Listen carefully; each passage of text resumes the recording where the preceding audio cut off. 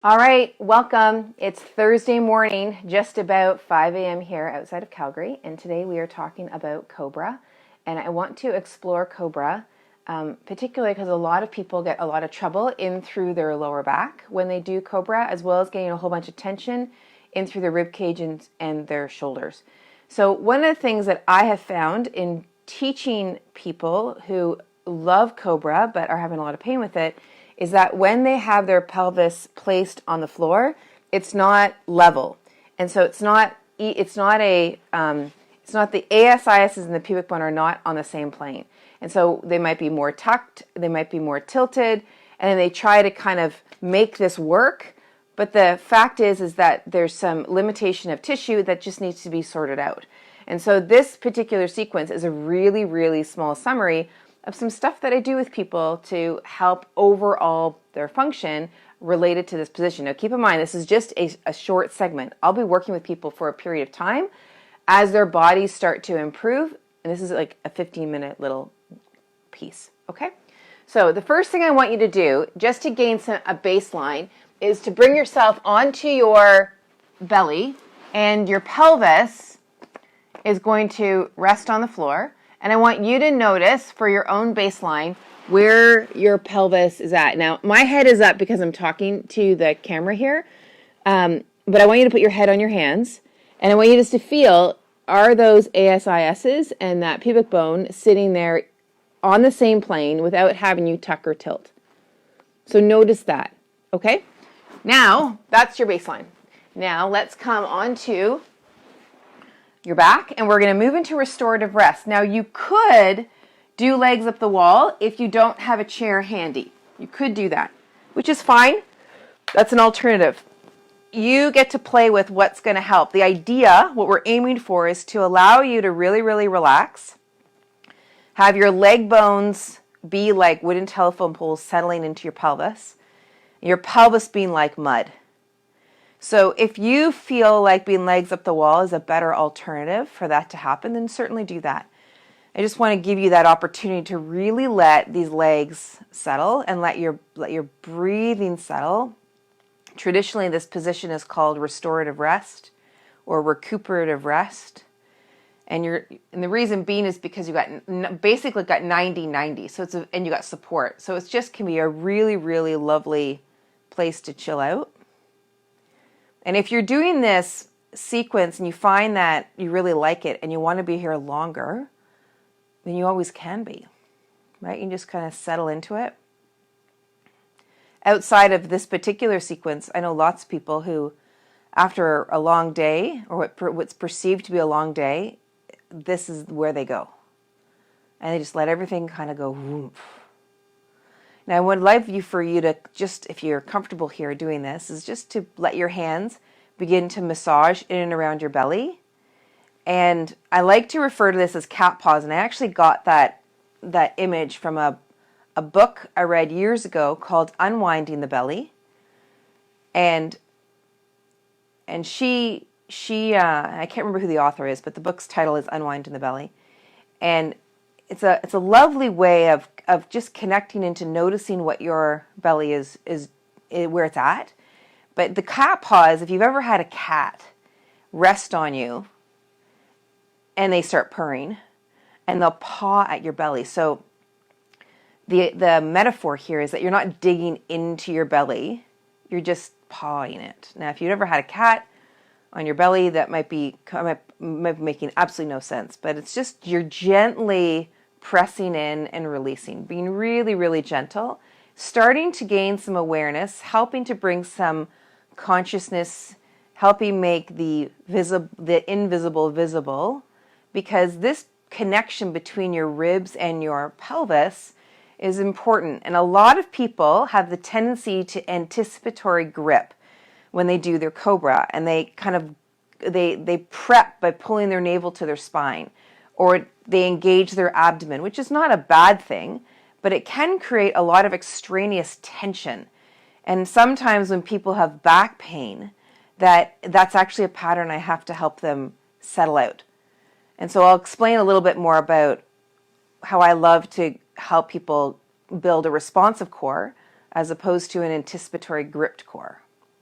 Okay, now let that roll, let that go. Now bring the leg up. We're going to do a bit of a supta parang, and which is like more of the leg comes up, supta parang gustasana, and then we're here just with the hands around the thigh, and just a little bit of dorsiflexion and plantar flexion. We're going to be coming back to this dorsiflexion and plantar flexion with a few other movements. So just take a look at how that ankle is moving and how your belly is responding and your jaw is responding. And then come down to the other side, and with the other side, bring it up, and same thing.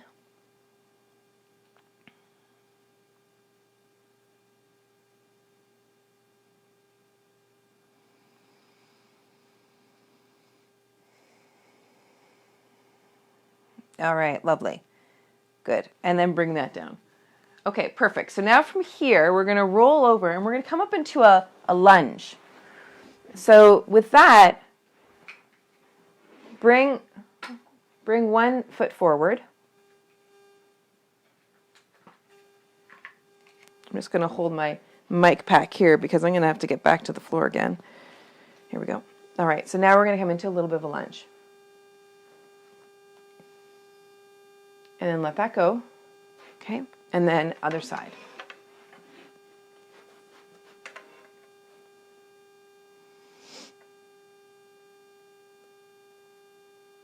Okay, and then let that go. All right, now have either a block, you might need a block like this or a block like this. Have one of those handy. I want you to take your toes under. And you're going to start to sit back onto your heels. Now, for some of you, this is going to be really tough, right? You're going to feel this all through the bottom of your feet, or you'll feel it into the knuckles of your toes. And if that's the case, if you've got a bigger block, you can just rest your knees like this, so that you're not, the angle between your hip, like this angle here, is different than here, right? And so you're going to find that the amount of pressure through your feet is a bit different. You might not need something that big. You might only need something like this. But what you're playing with is not only this sensation, but also notice if your heels want to spread as you go down. So as you come down, do the heels want to spread? So if the heels are wanting to spread, then that lets you know that it's all like your body's finding another way to come down. And I'd love for you just to maintain that movement. So from here to here, and then come straight down. So if you need a block, then use the block. Yeah? And then just feel what that's like. This movement is done a lot in yoga, and we don't have to suffer through it. Right? It's not something you have to suffer through, but you do want to improve mobility and suppleness, for sure, at least in my mind. And your feet can feel so much better, right? As well as everything further up the chain. Okay, now from there, you can then take your feet here and you're going to pull your toes up. So the first one was taking the toes under. Now we're on the forefoot. We're on the forefoot of your feet, pulling them up. So doing that, you're not on your tippy toes like a ballerina. You're on the forefoot. Same idea.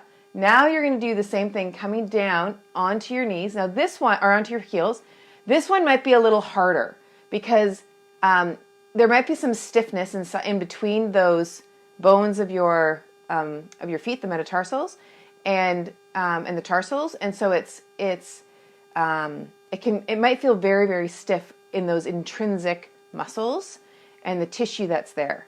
So just kind of get a notice. If you need to come up a little bit, then do that for sure. Good. And then come on and back up again. Now you might be wondering, what on earth does this have to do with the pelvis? Okay, and then coming on here again. Let's come into our lunge. And you'll see. The feet are the bottom of the kinetic chain. And so we can look at it from one perspective where the pelvis is the platform and the leg bone swings in the pelvis. And so how stable we are and how mobile we are between the pelvis and the legs will have a huge impact on what happens with our feet. And the reverse, what happens with our feet. So we see this a lot as a good example with people as they get older, their feet get sore. and they move into comfortable shoes, which is good in a sense because it reduces their strain, but it actually can limit, it can actually put too much restriction around the foot, and then they move their knee less and they move their hip less. And so then that reduces their function overall. So it's a great example of how if we can work with the feet a little bit, that can actually help further up the chain. So I'm a big fan of working both and connecting them. Same with the upper body, with the hands to the shoulders. Okay, let's come back to the first side. Now we're going to add a side bend. So pelvis is still level, and we're going to take a side bend here.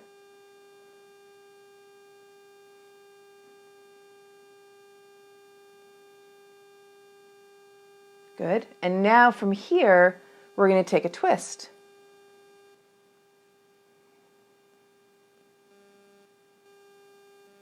Okay, now watch the foot. Take the toes under. Okay, now let's do the same thing. Side bend. And twist.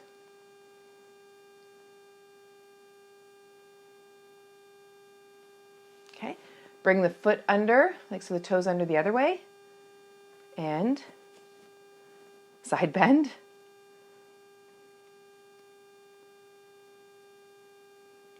And twist. Now you might feel that one of those is different, yeah? So come over here, lunge, side bend,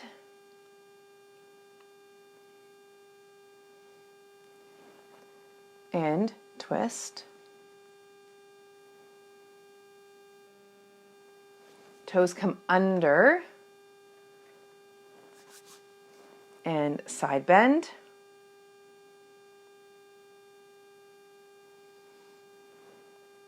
And twist.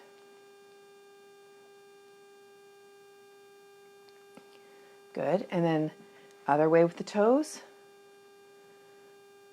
Good. Oh, side bend first. Just notice what's different in quality. And twist. Being curious about what it is that is going on. Okay, now, so notice which one kind of gave you a little bit more oomph, whether it was keeping the feet as they were, or toes under, or the other one. So here, let's come back to the original one. You choose the foot position you want, okay? Side bend.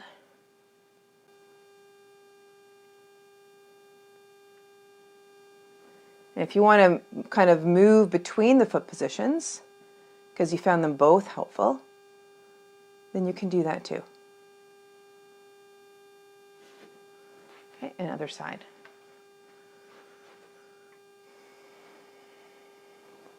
Oh, side bend.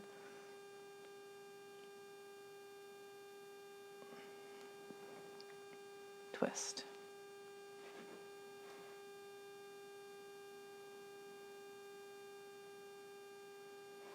Good. Okay, now from here, we're going to come into a child's pose with a little bit of a side bend.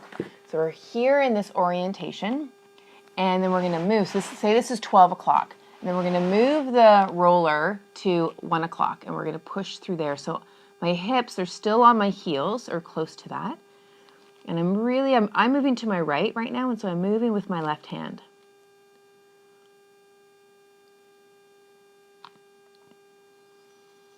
Really, really easy breathing. Good. And then come back. Other side. So a lot of the position of the pelvis has to do with the connections between the pelvis, the ribs, and the shoulders, and the pelvis and the feet. And not necessarily in the sagittal plane, but in the other two planes, the transverse and the frontal. So by doing some of this stuff, you might find that your pelvis becomes a little bit differently placed. So let's come down onto the floor now and just notice how your pelvis is now placed. And it could be that it's just more comfortable, or it could be that your ASISs and your pubic bone are now touching the floor. So just get a feel of what that's like.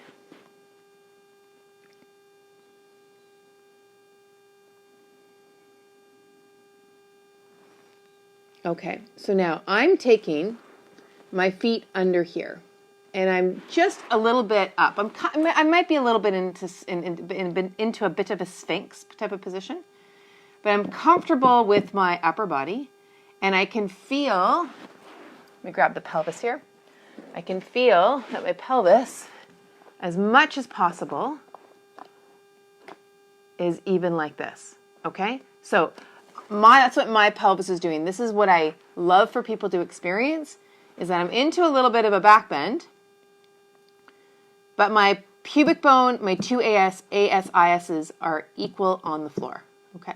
Now I'm starting to press through my heels here, and I'm doing a little bit of rocking. We can call this longitudinal rocking, and I'm generating the movement through my feet.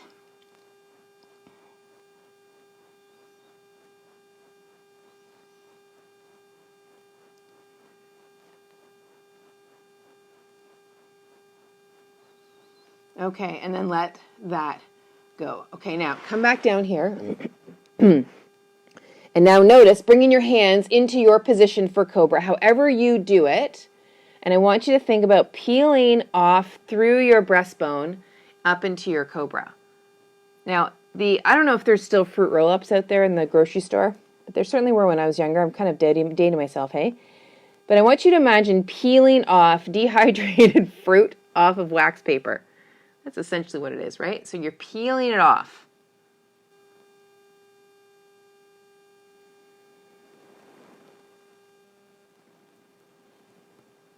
Okay, now let's do this for fun. Take your toes into we're going to do both foot positions, but choose the foot position when you were in lunge that you really preferred, whether it was toes under that way or toes under this way.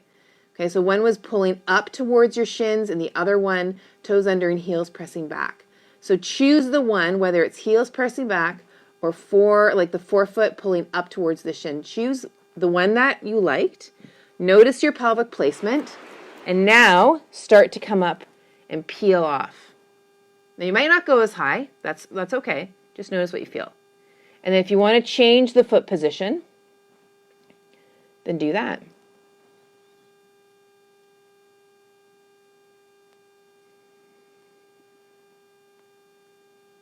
Okay, let that go. Great. All right, now from here, I want you to place your hand down by your gluteal fold. So here's your bum. Bum comes into the leg. Obviously, it doesn't come to the leg here, but this is where the shape of it changes. And I want you to think about raising one leg up towards the sky into extension, but you're not extending through your lower back. You're making it a hip movement. So the leg is straight as you can be, and you're making this as an extension through your hip. Okay? Now, other side, extension through the hip.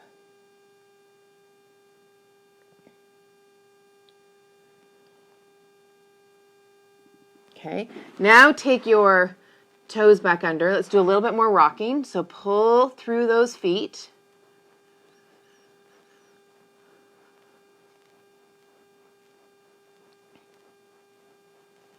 And then rest back down. Hands come underneath through your shoulders.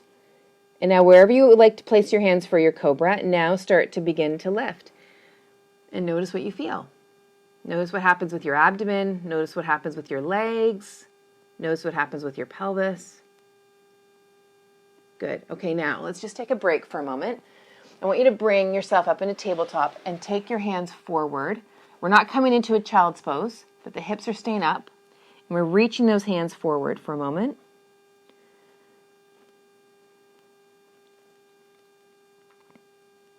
And then we're reaching the arms out to the side. And then reaching the arms out to the other side.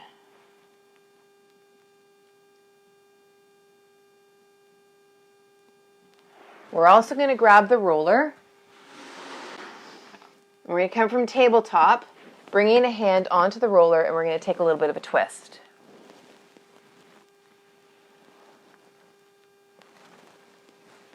Now, if you don't have a roller and you are on carpet, you can use a slippy kind of block. This is a wooden block. If you're on something more like laminate or hardwood of sorts, then a soft cloth will work, or you can wrap a soft cloth around a block. Okay, let's go to the other side.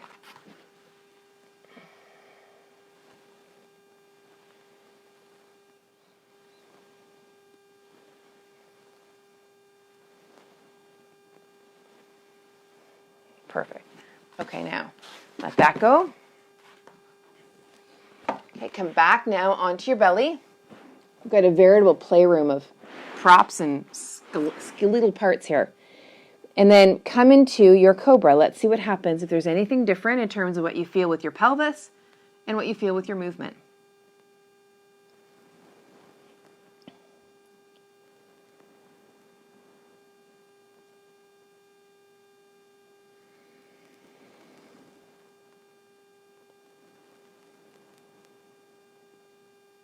Lovely. Okay, perfect. All right, so now let's come on up and come onto your back for a moment. Actually, let's come back to restorative rest. See in that chair?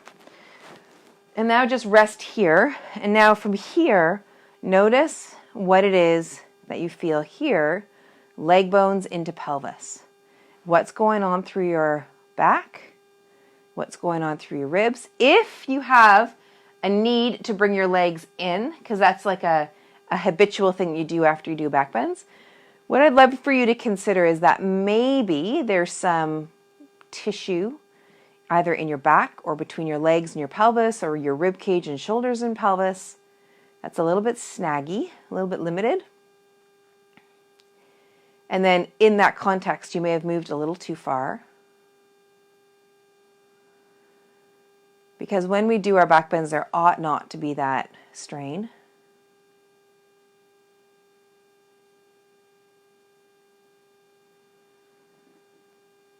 And just feel what that feels like.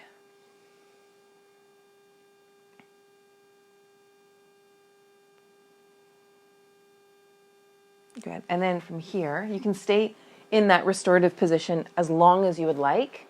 You can also come up into seated. And now from here, you can feel what it is that you feel.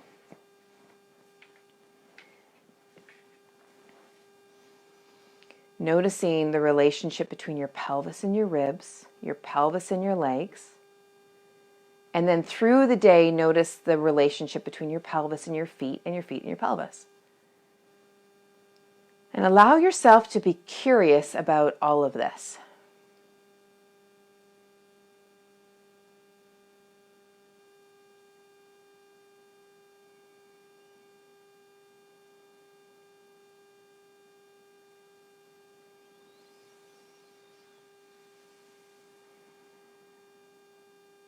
And whenever you're ready to move on with your day, then just take another 5 breaths to transition, whether that's moving towards bed or whether it's on to your next thing.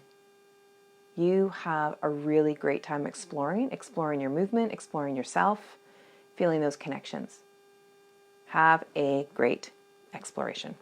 Take care, and we will see you on Monday.